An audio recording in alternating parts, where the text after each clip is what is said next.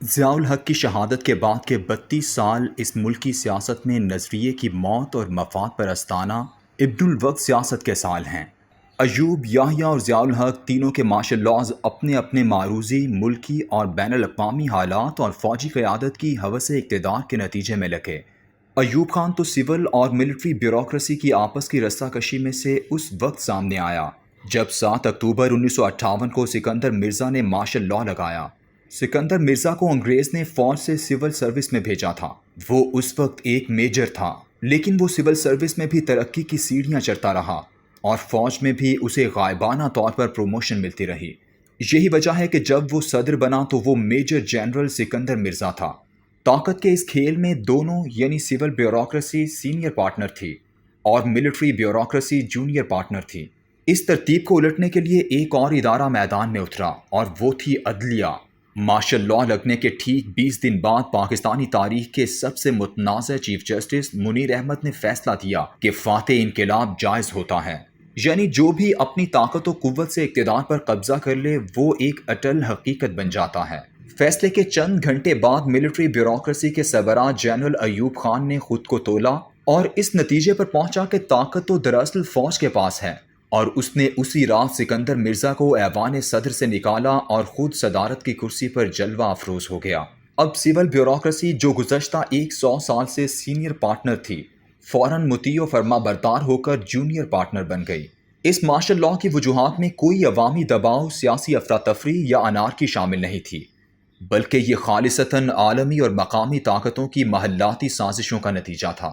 یحییٰ خان کا martial law تو خالصتاً command کی تبدیلی یا صرف ایک پوسٹنگ ٹرانسفر کا عمل تھا، لیکن ضیاء الحق کے مارشل لا کے حق اور مخالفت میں دونوں جانب بھاری دلائل موجود ہیں، کیونکہ ملک اس وقت 4 ماہ سے جس افراتفری، انارکی اور مسلسل تحریک کا منظر پیش کر رہا تھا، اس کا ایسے مزید چلنا خطرناک ہو سکتا تھا۔ ضیاء الحق کا مارشل لا نظریاتی سیاست کا آخری معرکہ تھا۔ ذوالفقار علی بھٹو کے بائیں بازو کا نظریہ خود اس کی فاشسٹ سیاست میں دم توڑ چکا تھا، اور مقابلے میں اٹھنے والی نظام مصطفیٰ کی تحریک کو ضیاء الحق نے ایک ایسی سیڑھی بنایا جس نے پہلے دن ہی اس کے لیے اقتدار کی منزل آسان کر دی۔ 6 جولائی 1977 کو ذوالفقار علی بھٹو کی حکومت کی موت پر کوئی ماتم کرنے والا نہ تھا، لیکن ضیاء الحق کو خوش آمدید کہنے والے بے شمار تھے۔ ضیاء الحق وہ خوش قسمت تھا جسے ایسے عالمی حالات میسر آئے جس نے اس کی حکومت کو بھی مزید دوام بخشا۔ روس کی افغانستان میں شکست نے بائیں بازو کی سیاست کا خاتمہ کر دیا۔ اب دشمن دوست سب امریکی چھتری تلے آ گئے۔ ضیاء الحق نے بھی اسلام کو اسی قدر ہی اوڑھنا بچھونا بنایا جس قدر امریکہ اجازت دیتا رہا۔ اس کی ایسی پالیسیوں اور طرز حکومت نے دائیں بازو کی سیاست کا بھی خاتمہ کر دیا۔ ضیاء الحق نے اسلام کے ساتھ وہی سلوک کیا جو ذوالفقار علی بھٹو نے سوشلزم کے ساتھ کیا تھا۔ اب ملک میں صرف اور صرف اقتدار کی سیاست، مفاد پرستی، ابن الوقتی، مصلحت کوشی اور طاقت کے حصول کا راج شروع ہو گیا۔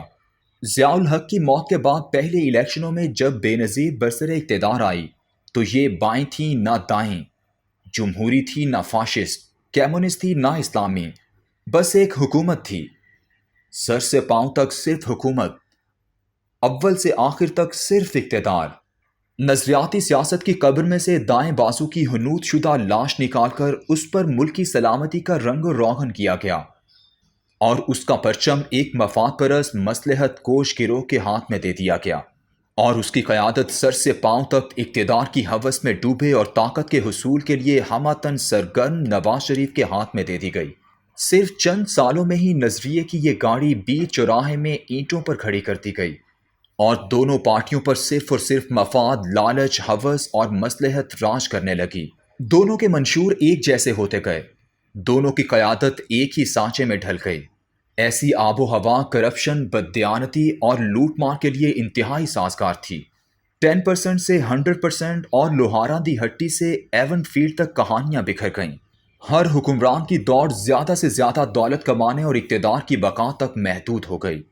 ان 30 سالوں میں پرویز مشرف کا امریکہ نواز سیکولر، نیم سیاسی، نیم فوجی مارشل لا بھی آیا، جس میں گجرات کے دریائے چناب کے کنارے آباد گاؤں نت ٹبا کے چودھریوں کا عروج بھی ویسی ہی نظریات سے آری سیاست کی علامت تھا۔